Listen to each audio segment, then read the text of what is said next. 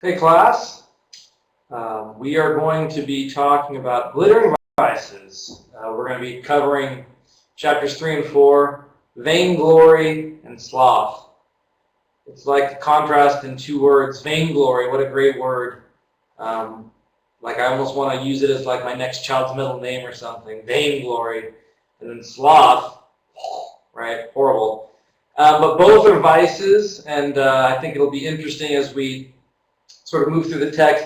I'm going to keep my lectures somewhat short. I think the reading is so manageable, very understandable. She uses great examples. But, I'm going to try to highlight things and also maybe, hit elements that you might be dealing with, really pushing a little bit in terms of when I read this, it hits my own life, and hopefully that will happen for you as well.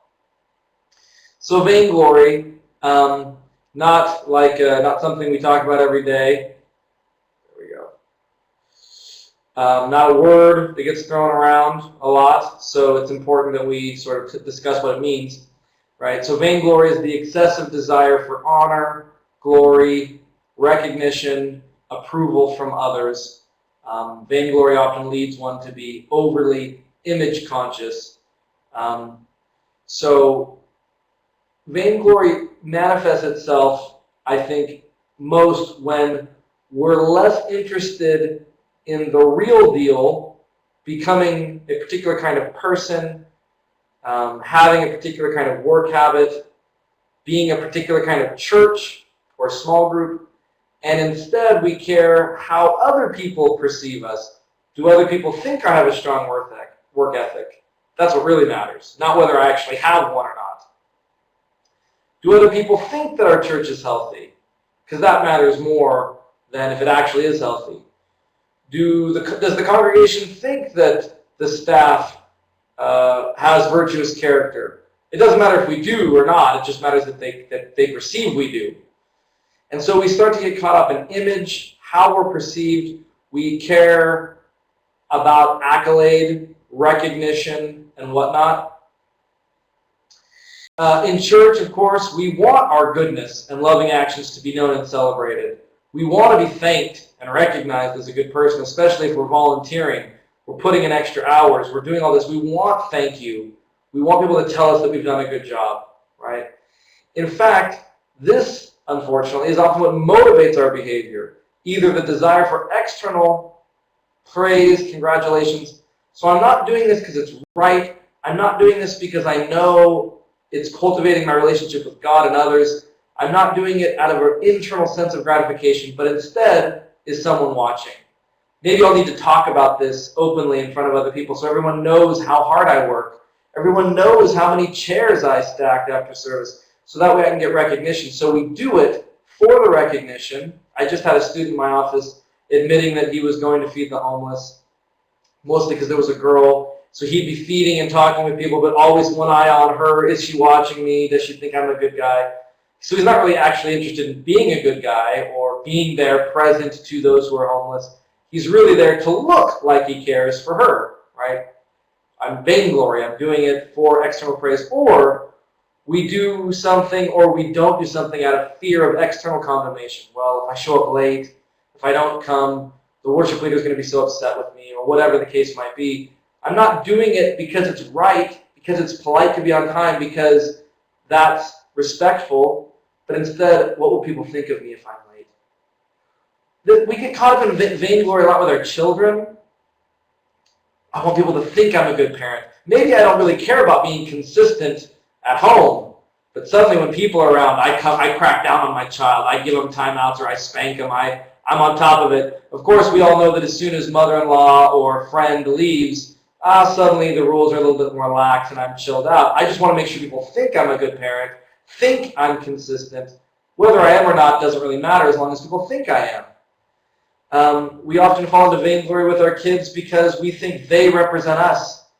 You can't do that, think that, take on that hobby, major in that in college. You can't do that because what will people think of me when they hear about my son or daughter's behavior?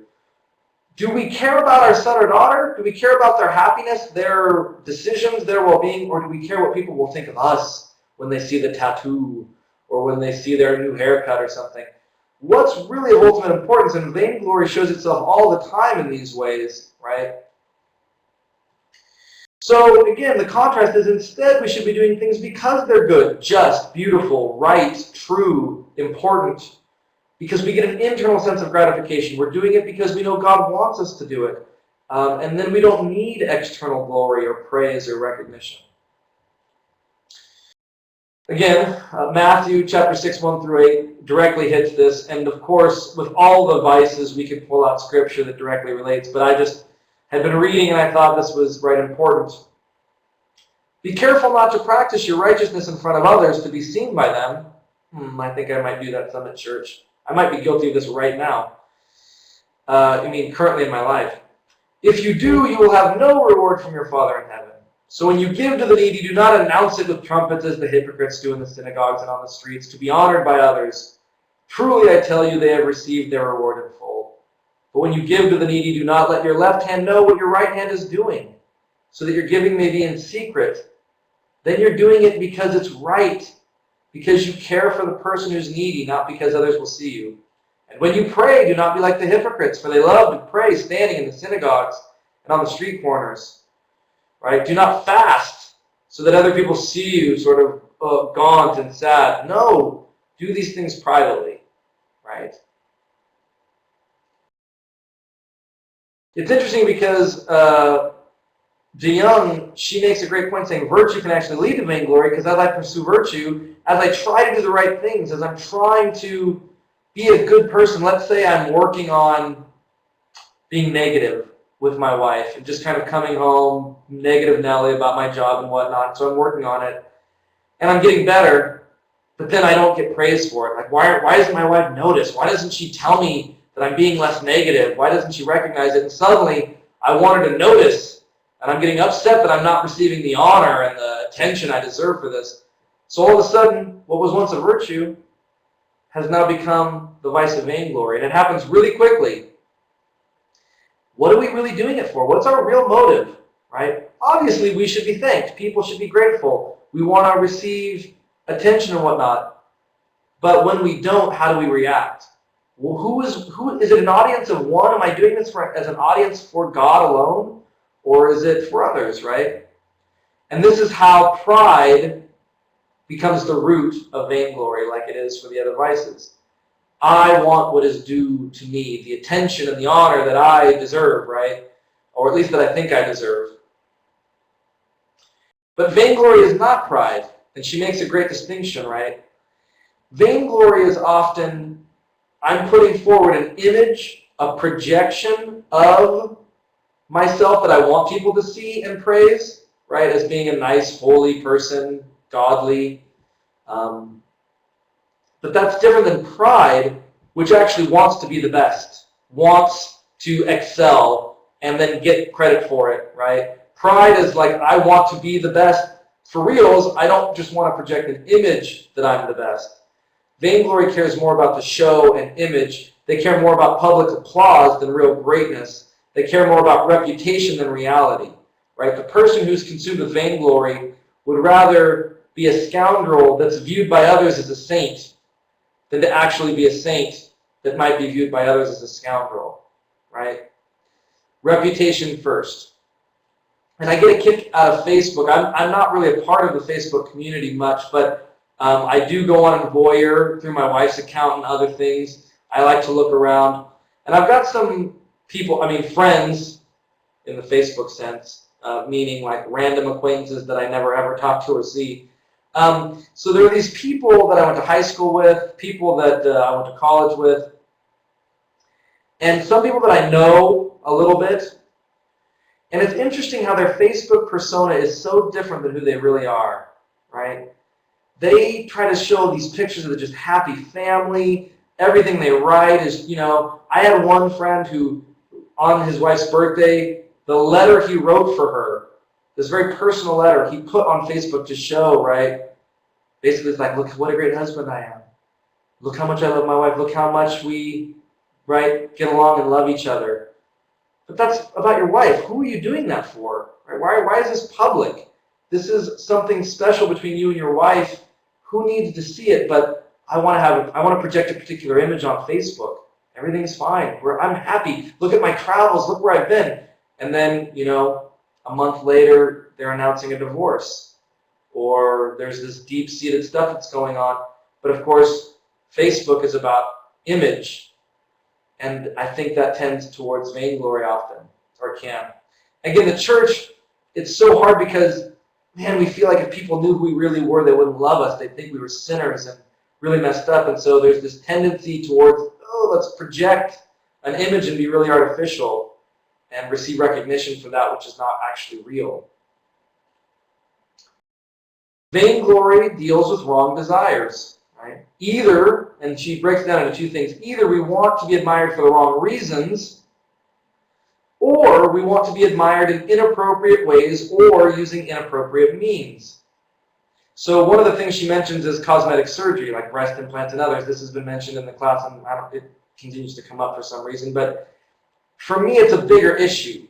Think, right, cosmetic surgery might be an extreme, but think about the person who can't get over the fact that they're losing hair, and they've got to go to every extreme to make sure that their hair grows back, propecia, surgery, whatever. The person who cares so much about the way they dress, the clothes they have, right, the image they project, the car, the house. So cosmetic surgery is just sort of an extreme version of this, but it's that I want attention, I want to be admired, I want to be praised for the wrong reasons, for the way I look, for how sexy I am, for the car, for how much money I make, for the car I drive. So vainglory happens when we want attention and admiration for the wrong reasons, and this is so rampant and so awful. We spend so much time wanting accolades for the wrong kinds of things, or we actually want to be admired for the right kinds of reasons, like I want to be admired for being a hard worker. That's a good thing. I should strive to be a hard worker. But I go about it through inappropriate means, like I'm sitting there surfing the internet, checking my email, but if I see my boss coming by, I suddenly exit out and I act like I'm working really hard. I go up and I try to tell my boss about all the things I've been doing and all the work oh gosh, I've just been so stressed about this new document I've been working on. And it's just an image. You're projecting a lie, right? You might want glory for the right reason, being a hard worker, but you're not going about it rightly. You're not actually being a hard worker. You just want people to think you are. Christian perspective, there's a great quote from Augustine's City of God on page 68. I encourage you to read it. This notion of glory and what we ought to take honor and glory in. And the essence is that we need to recognize that all is gift, everything stems from God, all glory is God's. I'm here to reflect God's glory back to creation and back to God. That's all I do. I'm not here for my own self-gratification. And in this way, right, vainglory is a perversion of love. Like all the vices, so vital to understand that it's a perversion of love. We're not loving ourselves correctly. Instead of loving us for who we are, being honest with where we're at and really working to get out of that, we instead say, I'm not worthy, so instead I've got to, right, project some image of myself that maybe is worthy. We're not willing to receive love from others or from God for who we really are. We feel like the only way other people will love us, the only way God will love us is if they think something about us that maybe isn't true. And so it's a very difficult thing because it sort of perverts love. And ultimately, vainglory perverts a legitimate human desire. We desire, and this is a good desire, we desire to be known, loved, and appreciated for who we really are. It's a strong desire. There's nothing wrong with that. Right? We talk about desire and virtue shaping our desires. This is something we ought to desire. Right? We want love from God. We want love from others. We want to be accepted. We want to have connection. But vainglory perverts this. In fact, vainglory isolates us. It makes this kind of connection, this kind of love impossible because our image is built on dishonesty and manipulation. I want to connect. I want to be loved by God and others. But when others don't really know me, when I don't share my brokenness, when I don't share my black eyes, when I'm not honest with who I am, when I project a particular image, all the person can love is that image. They can't love me. So there's not a real connection, it's a fake connection. And so vainglory almost makes it impossible for the desire that drives it to be fulfilled. The desire that drives vainglory can't be fulfilled because of the image that it creates. So some of the things to do in light of this: silence and solitude. Stop talking. Stop projecting. Stop seeking attention. And fast, pray, isolate some. This is one of the suggestions. Maybe fast from the internet, where we get these false images of what we're supposed to be like, how we're supposed to look, and all of that. TV, malls, right? Maybe try to get a better perspective on ourselves, what's really valuable, that we are lovable.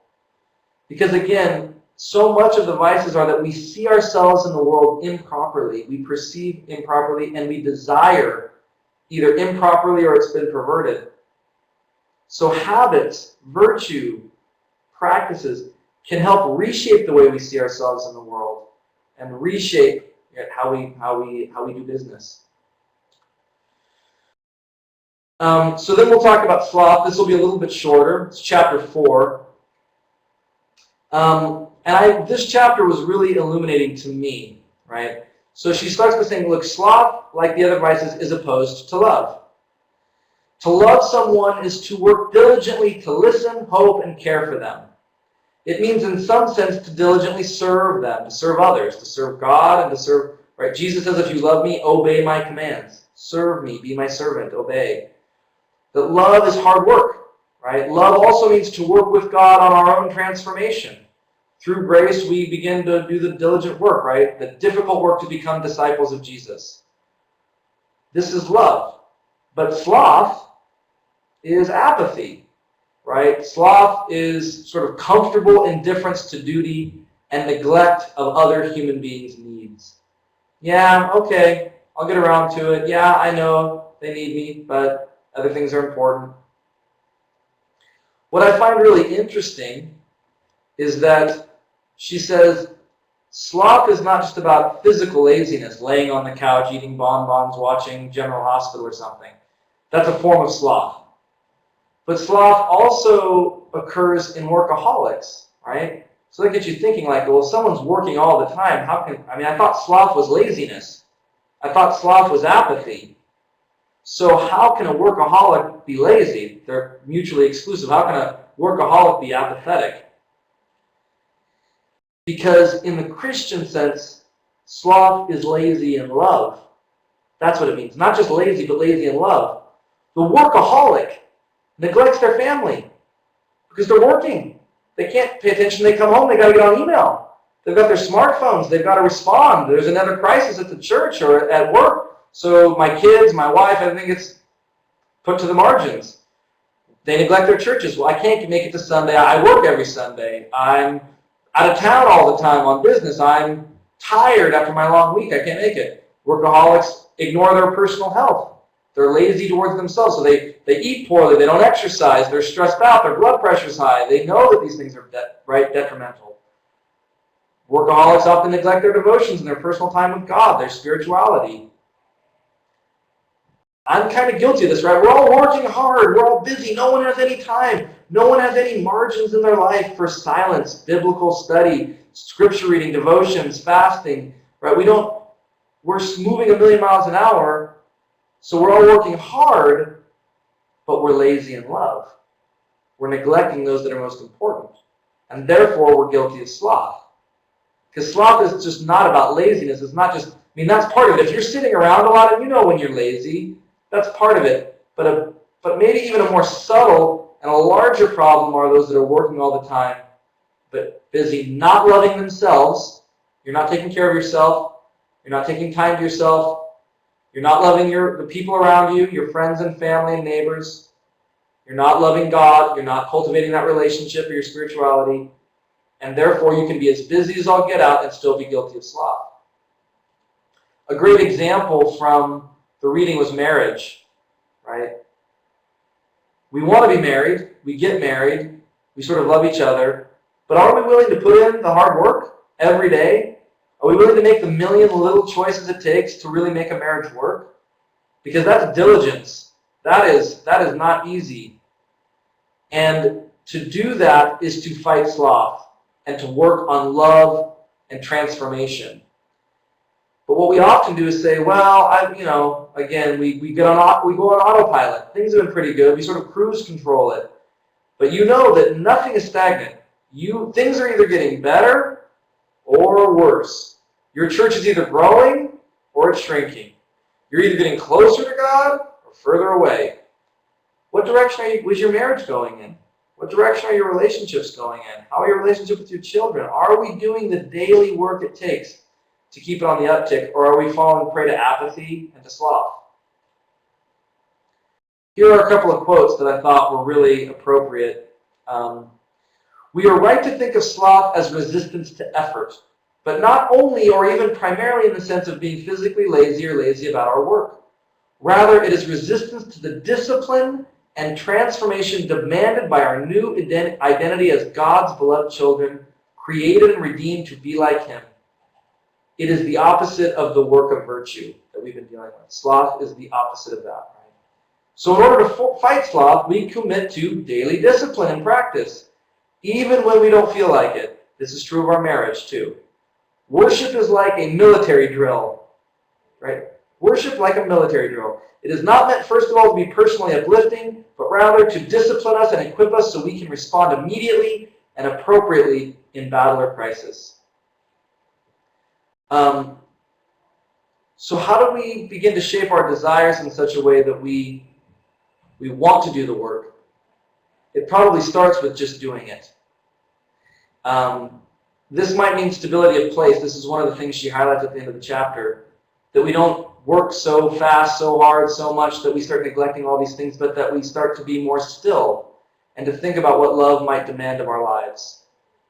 Well, I hope this helps and is enlightening in some way. If you have any questions, let me know, and I'll look forward to seeing you guys online.